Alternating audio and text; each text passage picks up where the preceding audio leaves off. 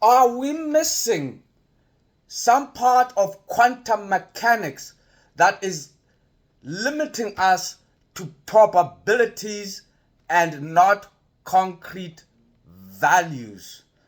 This is a question from Quora.com, and it's a fair question. Probability and statistics as a whole play a huge role in quantum physics. A big role, you know. The wave function is literally a probability function. You understand how these things are traveling. And these are probability functions. And, we have concepts of superposition and uncertainty in many things, But rest assured, whilst you are watching this video, there is a definite position of the photons hitting your eyes. It's a definite position. That others would be seeing like this, to be going on, off, the way we see. But it seems a constant rate of light is coming into our eyes. So there's a definite position. That's why I can see blue and red in the background. A definite position. Then there's the probability of relationships of these particles in quantum physics. We know the probability of a relationship of a neutrino, for example, is low because of its characteristics. We know the probability of Khumalons getting into a relationship are low because of their characteristics. Magnetism goes through everything. I'll even show it to you. Here's a nice magnet here. And then there's this powerful magnet. Put this on my hand. It'll go right through my hand. Just like a neutrino. Except it reacts with other magnetic material. Otherwise, without magnetic material, magnetism would be, defies gravity. This is the stronger magnet, mind you. Maybe 6 times stronger than this one. It should fall, no? But this weak magnet, the relationship is strong enough. Gravity is defied. So the relationship of Khumalons getting into the probability of a Khumalon getting into a relationship is low. Gravity is most likely to be in a relationship. Gluons are most likely to be in relationships. Understand? So that's how it works. Because of their characteristics, we know we can make probabilities of them getting into relationships. It hasn't been done yet, but we'll get there.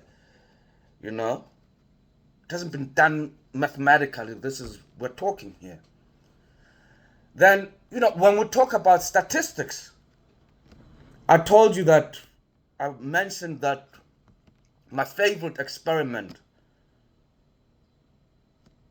has anything to do with entanglement. I was introduced to this concept when I bumped into Alan Aspec's experiments, which he had done in the 80s, And now, recently, 6 years ago or so, it became a big deal again. China was doing it. National University of Australia was doing it. It became exciting again for some strange reason, or 5 years ago, 6 years ago. And all this big, it was fantastic. And now,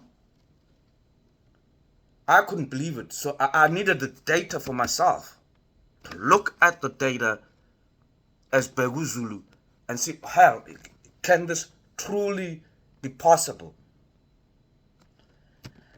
I saw it possible. That's what I saw.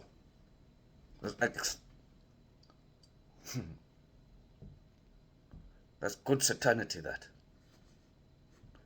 So statistics helps in that way. Even the magnetism experiments, I collected data and I saw at the end there was a wave function. You know, that's statistics.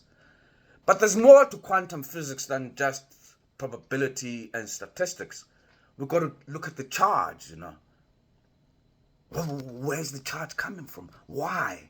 Why doesn't this one have a charge? Why does this one specifically have a charge? You know, we've got to look at polarization, you know, and spin. Look at them. We have to. We know what's happening, but in some cases, energy.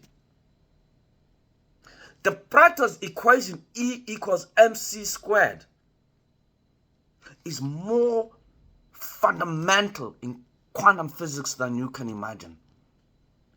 And it will be a tool that will help us understand what is energy. You know, and that this thing, you know, you don't throw things away. Newton's stuff, it's all fundamental. Pretty much fundamental in understanding reality at the quantum level. I don't know why people want to cancel each other at different levels. That's their business, you know. So we've got classification, categorization, matter, antimatter. We've got to look at these things deeply. And lucky for us, there's a quantum vacuum right there. They're annihilating each other. And the quantum vacuum is so strong, even gravity cannot defy it. It's meaningless, gravity next to it. See? They're annihilating each other right there, probably in the center here. It's not attraction. It's closing the quantum vacuum. You know, we've got to look at these things. There's so much to do, you know.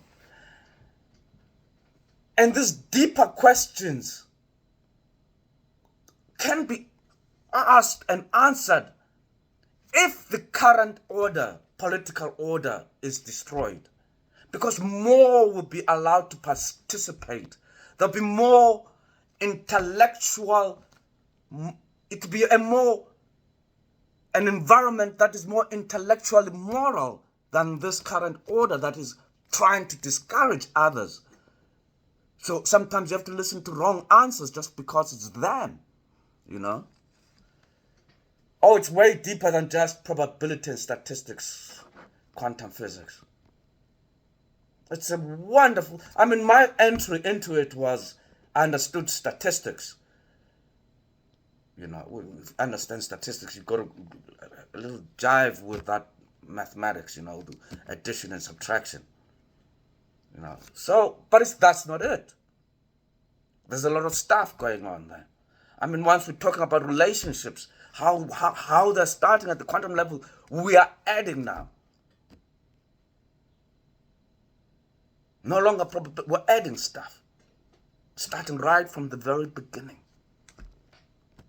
Ah, well, I hope you enjoyed that.